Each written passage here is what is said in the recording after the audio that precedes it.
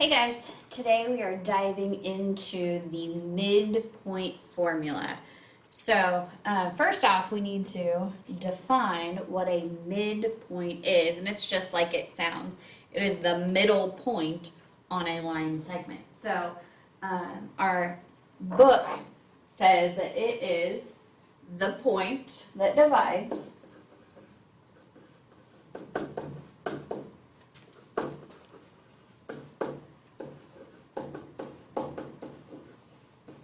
a segment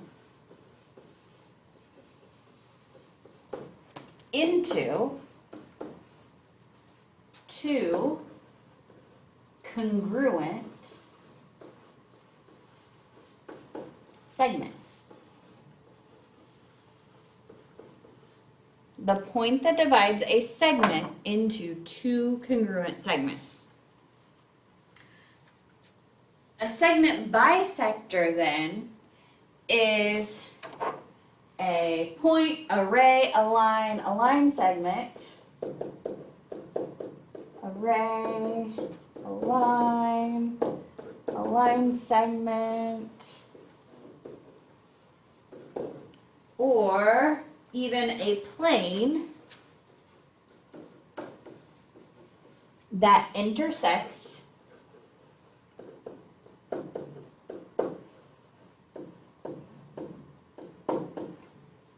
a segment at its midpoint.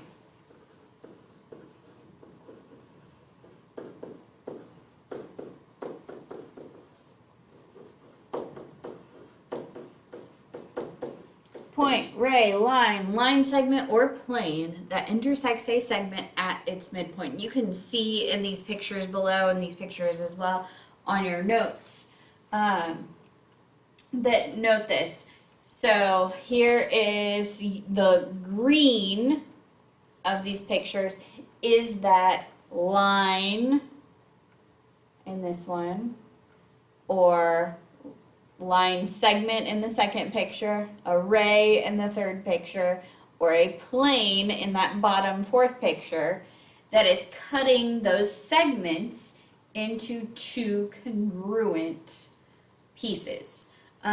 You'll also notice those red marks. Those are called tick marks. So you can see them right here. This is a tick mark. And that says that this half of the segment is congruent to this half of the segment. They're the same length. That's what that tick mark means.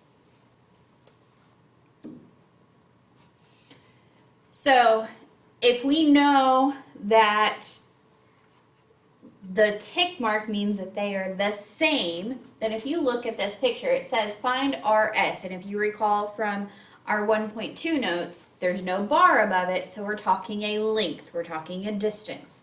So it tells us that RT is 21.7. Well, I see these tick marks here, which then tells me that TS is also 21.7. It wants to know RS though, so we're going to use our segment addition postulate from our 1.2 notes and say that 21.7 plus 21.7 is going to give us our length of RS. So 21.7 times 2 is 43.4. So RS is 43.4.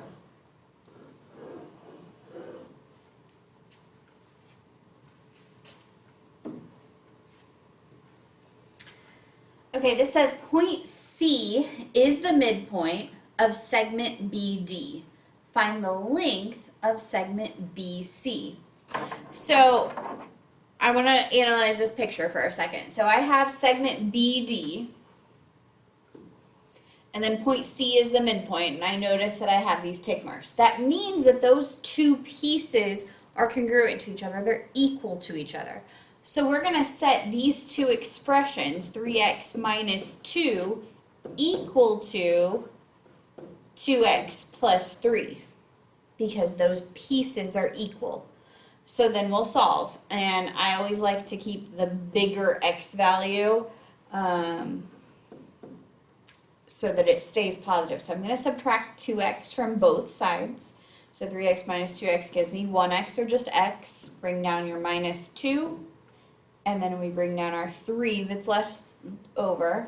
So then I add 2 to both sides, and x equals 5. I'm not done though, because it wants to know the length of BC. So BC has a length of 3x minus 2. We know that x is 5, so we have 3 times 5 minus 2, which is 15 minus 2. So BC is going to be 13. If you wanted to check, 2x plus 3 should also give you that length of 13 because those are the same distance. Then you could also check that the length of BD was 26, or double that 13. Okay, so this looks a little complex, so bear with me for just a minute. This is the midpoint formula, and it says the coordinates of the midpoint of a segment are the averages of the x coordinates and of the y coordinates of the endpoints. And I hope when you heard that word average, you thought back to Algebra 1 when you talked about mean or average. So hopefully you're thinking about when I'm finding an average, I add all of the numbers and I divide by the number of numbers that I have. That's exactly what we're doing here. So it says we have 2 points. We have point A, that's some x1, y1. And then we have point B, that's some x2, y2. It doesn't matter what those numbers are. They're points in a coordinate plane. So then we know that the midpoint has these coordinates. This is the midpoint formula. And that's what you need to take away from this, is that midpoint formula. So I told you to think averages. So if you look at this, if we look at just this first part, if I have 2 points, I have x1 and I have x2. So those are 2 different numbers. I'm going to add those numbers up, and then I'm going to divide by 2 so that I get the average of those x values. Then I do the same thing here with y. I add my 2 y values and I divide by 2, and I get the average of the y values. That's all the midpoint formula is telling you to do. So let's try one of these. It says find the midpoint. If we know the endpoints are -2, 5, and 4, 3, we want to find the midpoint. So our midpoint formula is x1 plus x2 over 2, and y1 plus y2 over 2. If this is my x1 and this is my y1, those ones just mean that's the first one listed. And this is my x2 and this is my y2. I'm going to take both of those x values and plug them in. So of point P, my x value is -2. Then I have a plus sign. And then my x value of point R is 4. I'm going to put that over 2. For our y values, our y1 value with point P is 5, and then I have a plus sign. Our y2 value is 3. I'm going to put that over 2. So then I have -2 plus 4. So I'm taking care of the numerator. -2 plus 4 gives me 2, and that's still over 2. And I have 5 plus 3, that gives me 8, still over 2. Now I just need to divide. So 2 over 2 is 1, and 8 over 2 is 4. So the midpoint, the point in the middle of those 2 points, is 1, 4.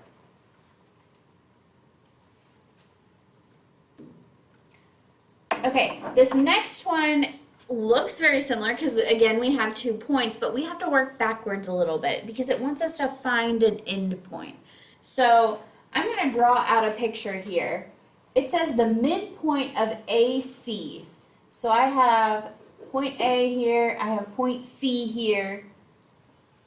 The midpoint is M. So M is in the middle of A and C.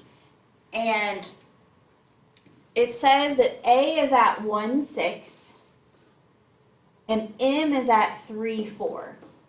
I don't know where C is, So I'm going to call it x and y.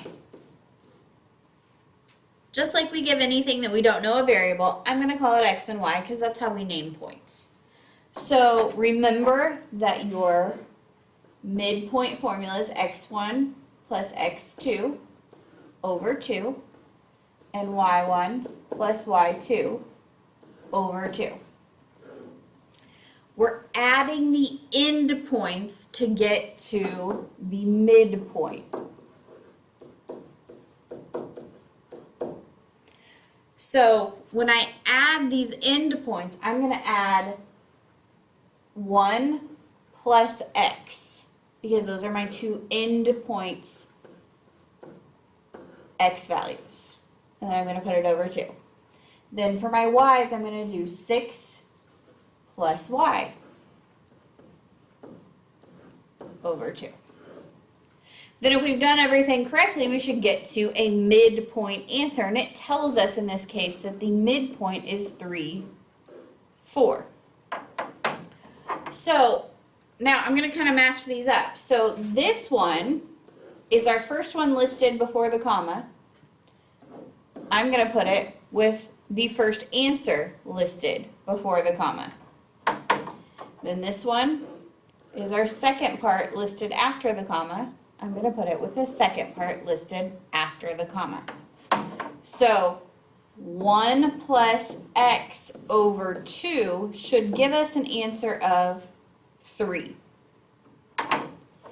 And 6 plus y over 2 should give us an answer of 4.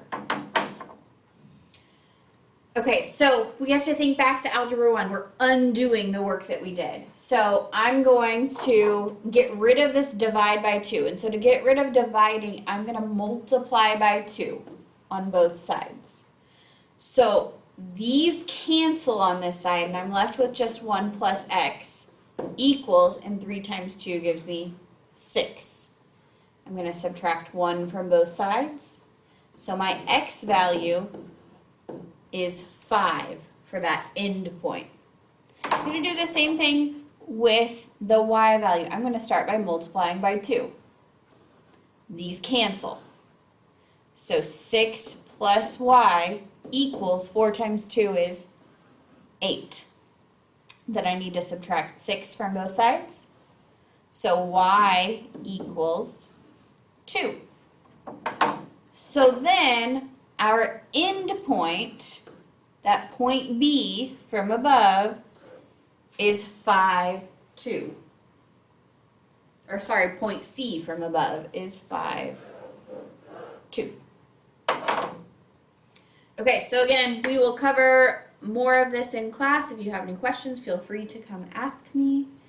Have a great night.